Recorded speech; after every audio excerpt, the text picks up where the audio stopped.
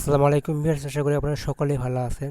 তো আজকে আমি আপনাদের মাঝে নতুন আর একটা ভিডিও নিয়ে আসলাম। তখন ফটোশপে যে ডিজাইনটি দেখতে পাচ্ছেন এটা একটা ডিজাইন এবং এই পাশে দেখতে পাচ্ছেন আর একটা ডিজাইন। তো এটা হচ্ছে আমরা শেডো ব্যবহার করিনি, শুধু ডিজাইনটা এখানে আছে আর এখানে আমরা একটা ব্যাকগ্রাউন্ড লেয়ার নিয়ে এখানে শেডো ব্যবহার করেছি। তো এই শেডোটা আপনারা কীভাবে ব্যবহার করবেন এই ভিডিওতে আমি আপনাদেরকে দেখানোর চেষ্টা করব। তো আপনারা ভিডিওটি ধৈর্য সহকারে দেখতে থাকুন, তাহলে আশা করি পুরো বিষয়টি বুঝতে পারবেন। তো এটা করার জন্য আমি যেটা করব, আমি এখান থেকে ফাইলে আসবো, ফাইলে আসার পর নতুন একটা লেয়ার নিলাম, নিউ একটা ফাইল নিলাম। তো আমি এখানে ফাইলে ক্লিক করলাম, ফাইলে ক্লিক করার পর নিয়ে আমি ক্লিক করলাম। নিয়ে ক্লিক করার পরে আমি এখান থেকে একটা আর্টবোর্ড সিলেক্ট করব। আমি এখানে 1920x1080 এটা আমি সিলেক্ট করার অবস্থায় এখানে আমি ক্রিয়েটে ক্লিক করলাম। তারপর নতুন একটা আর্টবোর্ড আসলো। তো আমি এই আর্টবোর্ডে আমি এই ডিজাইনটাকে নিয়ে আসবো। তো এখানে আমি নতুন একটা লেয়ার নিলাম, লেয়ার নেওয়ার পরে এই আর্টবোর্ডটা আমি আনার জন্য এটাকে আমি একটা কপি করে নিব। কপি করার জন্য কিবোর্ড থেকে Ctrl+J চাপবেন। তো আমার একটা কপি হয়ে গেছে। আমি এখান থেকে টুল প্যানেল থেকে মুভ টুলটা সিলেক্ট করব। মুভ টুল সিলেক্ট করার পরে আমি এখানে ড্র্যাগ করে এখানে নিয়ে আসবো, ছাড়বো। যত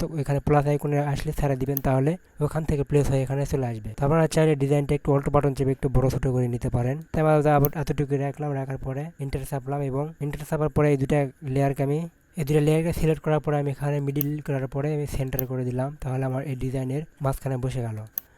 তো আমরা যদি এই ব্যাকগ্রাউন্ড লেয়ারটায় কোনো কিছু ডিজাইন করতে চাই বা কোনো শেডো দিতে চাই, আমরা চালিয়ে দিতে পারবো। তার জন্য আমরা ব্যাকগ্রাউন্ডের লেয়ার নিচে উপরে একটা লেয়ারে আমরা একটা লেয়ার নিলাম। নেওয়ার পরে এখান থেকে আমরা কিছু টুল সিলেক্ট করতে পারি আমাদের ডিজাইন দেওয়ার জন্য। তো আমি এখান থেকে এই কালারটা দিলাম। মুভ টুলটা সিলেক্ট করার পরে আমি অল বাটন চেপে আরও কিছু আমি নিয়ে আসলাম, এরকম আমি নিয়ে আসলাম। এটা আমার একটু উপরে উঠাই দেই, যেহেতু আমরা এখানে শেডো ব্যবহার করব, তাহলে বুঝতে সুবিধা হবে। তো আমি এরকমকে রাখলাম। রাখার পরে এখন আমরা যেটা করব, এই লেয়ারের নিচে আমরা নতুন একটা লেয়ার নেব।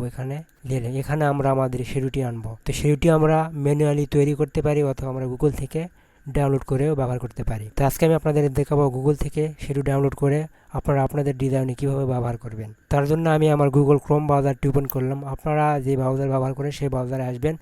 আসার পরে এখানে সার্চ বারে লিখবেন ড্রপ শেডো পিএনজি।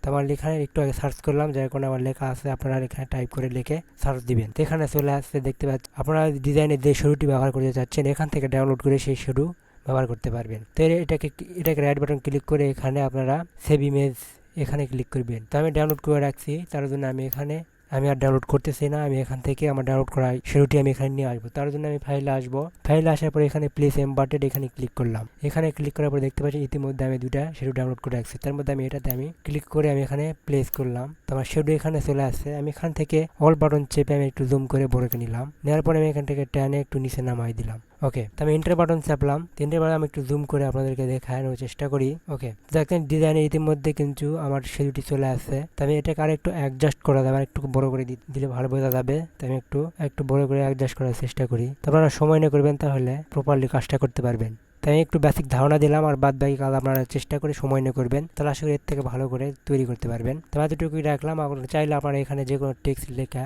এবং আপনারা দিতে পারেন। তো আমি আর দেখাচ্ছি না, আশা করি আপনারা বাকি কাজটুকু করতে পারবেন। তো ভিডিওটি কেমন লাগলো, ভিডিওটি ভালো লাগলে লাইক করেন এবং চ্যানেলটি সাবস্ক্রাইব করে পাশে থাকেন পরবর্তী নতুন ভিডিও পাওয়ার জন্য। তো সবাই ভালো থাকবেন, সুস্থ থাকবেন।